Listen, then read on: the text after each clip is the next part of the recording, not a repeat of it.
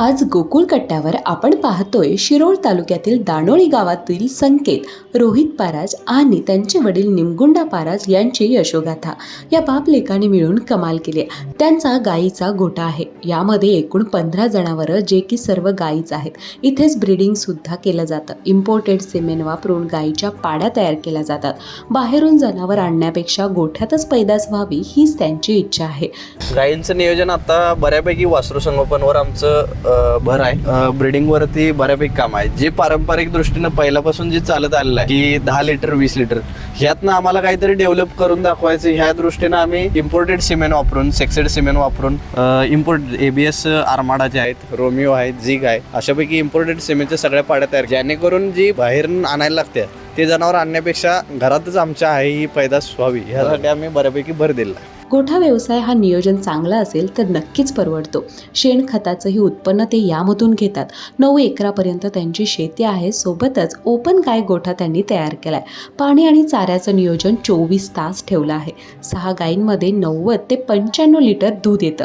याच गायी सामान्य गायींच्या तुलनेत जास्त दूध देतात. 20 ते 22 लिटर ब्रीडिंगचे जनावर दूध देतं हे ते सांगतात. गोठा व्यवसाय तसा बघायला गेला तर चांगल्या पद्धतीने जर तुमचं नियोजन असेल तर व्यवस्थित परवडतो. फक्त ते नियोजन तुमचं योग्यरित्यानं पाहिजे. जेवढं तुम्ही कॉस्टिंग देताय त्या मानात तुमचं उत्पन्न पण पाहिजे. आधुनिक तंत्रज्ञान वापर केल्यामुळं जे बेनिफिट राहणार आहे किंवा प्रॉफिट राहणार ते उलट चांगलं राहणार आहे. कारण डोंगरे साहेब पण आलते आपल्या गोट्यावर विजिट दिली होती. त्यांनी पण चांगलं मार्गदर्शन केलं. आम्हाला वाटत नव्हतं की एवढं आम्ही केलोय आणि आमची दाद घेतील, पण चेअरमन साहेबांनी दाद घेतलं. परत आमच्या संस्थेचे चेअरमन त्यांनी सुद्धा दाद घेतली. त्यामुळे ते आम्हाला पण प्रोत्साहन वाटलं की काहीतरी केल्यासारखं हे झालंय आमचं. मुक्त गोठा आणि गायींचे ब्रीडिंग, शेणखत, दूध उत्पादन यातून ते लाखोंची कमाई करतात.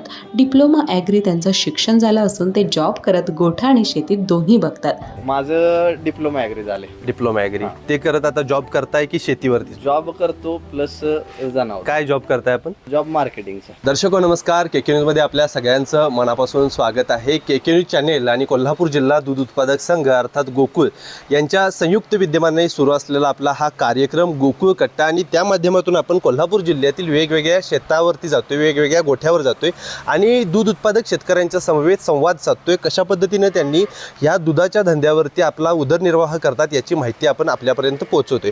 आज मी बघायला गेलं तर शिरोळ तालुक्यातील दानोळी या गावातील निमगुंडा पाराज आणि त्यांचे 2 चिरंजीव संकेत पाराज आणि रोहित पाराज यांच्या समवेत इथं आहे. नमस्कार, काय सांगाल? एकंदरीत बघायला गेलं तर आज तुमच्या गोठ्यावरती किती साधारणतः जनावरे आहेत? 15 जनावरे आहेत.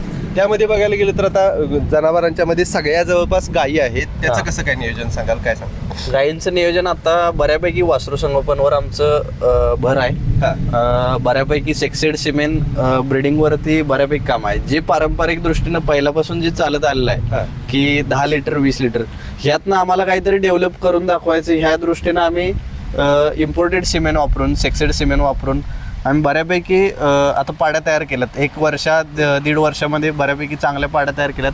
त्यावेळी आता आपल्याकडं 5-6 पाड्या आहेत.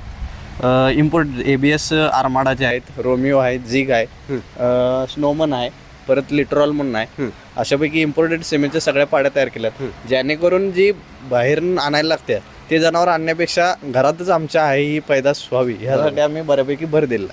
जवळपास बघायला गेलं तर गोठ्यावरती आज 18 जनावरे आहेत, पण ह्यांनी बाहेरून जवळपास बघायला गेलं तर 4 जनावरे खरेदी केलेली आहेत. सगळी जी जनावरं आहेत ती इथं तुम्ही घडवलेली आहेत, स्वतःच्या गोठ्यामध्ये तयार केलेली आहेत. मला एक सांगा की आत्ता शेतकरी अनेक जण, आम्ही गोकुळ कट्ट्याच्या माध्यमातून ज्यावेळेला व्हिडिओ करतोय त्यावेळेला बरीच लोक कमी माहितीमुळे कमेंट करतात की गोठा व्यवसाय करताना शेतकऱ्याच्या हाती फक्त शेणच उरते. ह्याच्यावरती आता तुम्ही मला सांगितलं की तुम्ही आता ब्रीडिंगवरती सुद्धा काम करायला चालू केलेलं आहे. तुम्ही मला सांगा की गोठा व्यवसाय परवडतो का आणि तो कशा पद्धतीने? गोठा व्यवसाय तसा बघायला गेला तर चांगल्या पद्धतीने जर तुमचं नियोजन असेल तर व्यवस्थित परवडतो. फक्त ते नियोजन तुमचं योग्यरित्यानं पाहिजे. जेवढं तुम्ही कॉस्टिंग देताय त्या मानात तुमचं उत्पन्न पण पाहिजे. त्या हिशोबानं आता माझ्याकडे जवळजवळ 20 लिटरच्या वरची आहे, म्हणजे जेवढी जनावर आहेत ती सगळी 20 लिटरच्या वरची आहेत. म्हणजे शेणच राहते असं नाही, जर बाकीच्यांचं जनावर आपल्यात कमी दुधाची नाहीत, कमी दुधाचे असलं तर ते कॉस्टिंग बसत पण नाही. बरोबर. त्या हिशोबाने आम्ही बऱ्यापैकी जनावर आणि ब्रिडिंगवर काम केलंय. ब्रिडिंगवर केलंय ती गुंतवणूकच केल्या, बरोबर. पण त्या होणारे वासरू आहेत ती येणार आहेत ती 20 लिटरच्या वरनं 25 लिटरच्या वरनं ती चालतील. बरोबर. ह्या हिशोबाने केलंय. आणि शेणखताचं नियोजन जर म्हटलं तर तुम्ही शेणखत आम्ही 15 महिन्यातून 2 वेळा जो वाळा पाला असतो तो पाला टाकून महिन्याला 2 महिन्याला आम्ही 5 ट्रॉल्या शेणखत काढतो. शेणखताचं उत्पादन बऱ्यापैकी शेतीला वापरायला किंवा बाहेर विकायला पण येते.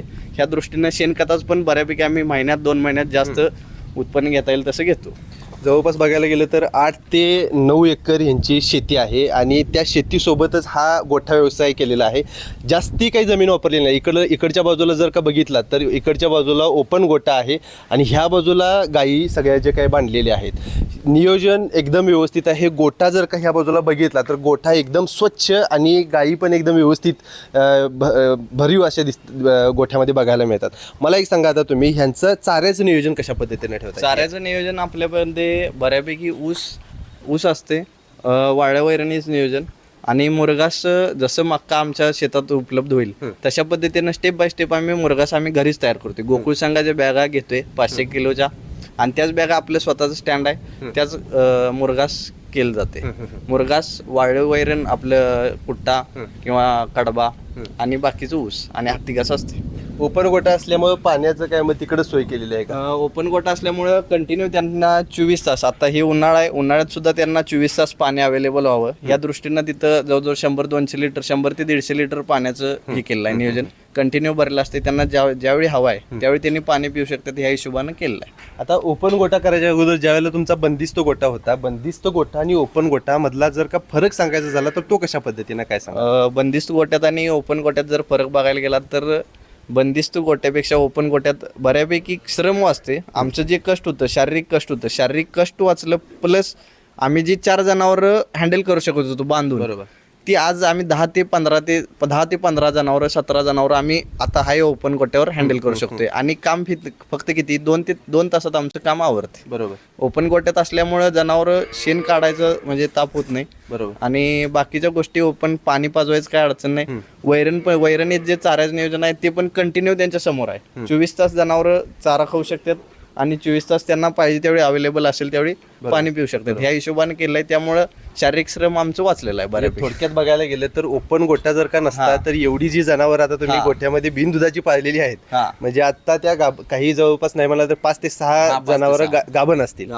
ती पाळणं ओपन गोठा नसता तर अवघड झालं असतं. अवघड झालं असतं शेणामुळे वगैरे, शेणामुळं किंवा त्या हाय ती कॉस्टिंग देणं प्लस त्यांच्या मागं शेण काढत बसण्यात ते टायमिंग जे जाणार आहे ते टायमिंग आमचं वाचलं बऱ्यापैकी. आणि आता साधारणतः ह्या 18 जनावरांच्या पैकी दुधाच्या किती आहे? दुधाच्या आता टोटल तशा बघायला गेला दुधाच्या आता 6 आहेत चालू. 6 मध्ये आता आपलं दूध आहे 90 ते 95 लिटर आता दूध आहे 6 मध्ये. सुरुवातीची म्हणजे आपले गोठ्यातले बऱ्यापैकी होत्या 4-5, पण ही बऱ्यापैकी आता जवळजवळ ह्या गाईची जवळ 12 ते 13 लिटर झाल्यात. ह्याच्यापासून बऱ्यापैकी पैदास चांगली झाल्यात. आता हीच गाई आहे 25 ते 27 लिटरची गाई आता चालू. आणि ही जी आहे म्हणजे पाडीची ब्रीडिंग वर आम्ही तयार केली ती 40 लिटर आता म्हणजे दुधाला चालत्या. बरोबर. आता ती ड्राय पिरियडला आहे पण 40 लिटर अवरेजनं चालते. 40 लिटर स्वतः आम्ही काढलेलं आहे. ब्रीडिंग वरती काम म्हणजे हे जी आयडिया आहे ही कुणाची आहे? म्हणजे पहिला ब्रीडिंग मध्ये म्हणजे कसं शक्यतो आम्ही सर्च करत बऱ्यापैकी मी आणि बंधुराज वडील आम्ही तिघं पण सर्च करत गोटा केले. असं पारंपरिक दृष्टीने नाही करायचं, यातनं काहीतरी फायदा व्हायला पाहिजे. अगदी बरोबर. कारण ज्यावेळी 25 लिटर गाई दूध देत्या त्यावेळी आटताना ती गाई काहीतरी 10 लिटर होत्या. 10 लिटरचं कॉस्टिंग त्यावेळी शेतकऱ्याला परवडत नाही. ह्यासाठी ती कंटिन्यू दुधाचा अवरेज वाढत जाईल किंवा त्यातनं उत्पादनातनं जे पैसे प्रॉफिट राहणार आहे ते प्रॉफिट राहावं ह्या हिशोबानं ब्रीडिंगमध्ये पण हे केलं. आणि ब्रीडिंगमध्ये केल्यामुळे आम्हाला फरक बऱ्यापैकी जाणवले की जनावरांच्या जे चेंजेस होत्या, आर्डर क्वालिटी, कासेज डेव्हलपमेंट किंवा बाकी जे शरीराची वाढ, त्यात फरक बऱ्यापैकी जाणवला. प्लस दुधात जी आई समजा हे जी आई एक 10 लिटर देत्या तर ते जे होणारं जे ब्रीडिंग चांगलं ते 15 ते 20 लिटर पर्यंत वाढू शकतं.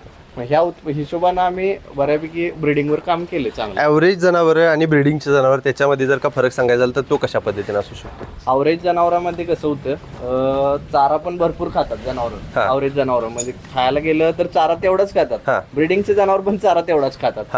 थोडा कमी जास्त फरक, पण दुधाचं उत्पादन आहे ते ब्रीडिंगची जनावर तुम्हाला जास्त देणार. म्हणजे ते किती साधारणतः किती लिटरचा फरक पडू शकतो? तरी पण जर समजा तुमचं रेग्युलर जनावर जर तुमचं एक 15 लिटर देत असेल तर ब्रीडिंगचं जनावर तुम्हाला पहिल्याला 20 ते 22 लिटर पर्यंत दूध देऊ शकते. म्हणजे त्या ह्याच्यापासून उत्पन्न झालेलं. मग ते वाढत वाढत प्रत्येक वेताला जर वाढत जाईल तसं आपल्याला फायदा पण चांगला होतो. आज जवळपास 18 गायींच्या पैकी गोठ्यामध्ये दूध देणाऱ्या गायी नाही म्हटलं तरी बघायला गेलं तर 6 ते 7 आहेत.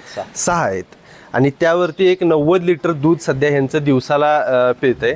बाकीची जी सगळ्या ज्या काही गायी आहेत त्या ब्रीडिंगवरती काम केलेलं आहे आणि ही बघायला गेलं तर आजची उद्याची इन्व्हेस्टमेंट आहे असं म्हणायला गेलं तर काय हरकत नाही.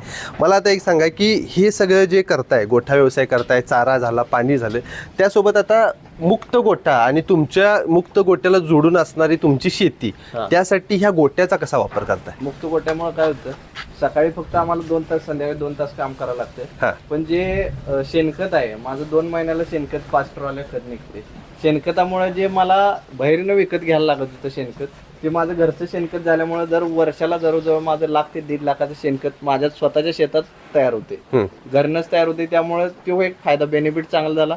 त्यामुळे शेती पिकाला पण माझं उत्पादन वाढलं शेणखतामुळे. मग अशी तुम्ही बोलताना एक मुद्दा मांडलात की आधुनिक पद्धतीने शेती. गोकुळ दूध संघाचे चेअरमन अरुण डोंगे यांनी सुद्धा बोलताना म्हणतात की जर का तुम्ही पारंपरिक पद्धतीने ही गोठा शेती गोठा पाळत असला किंवा दुग्ध शेती करत असलात तर ही तुम्हाला परवडणारी नाही आहे. तुम्ही पारंपरिक पद्धतीने केलात तर हे परवडणारं नाही आहे, जुन्यासारखं राहिलेलं नाही.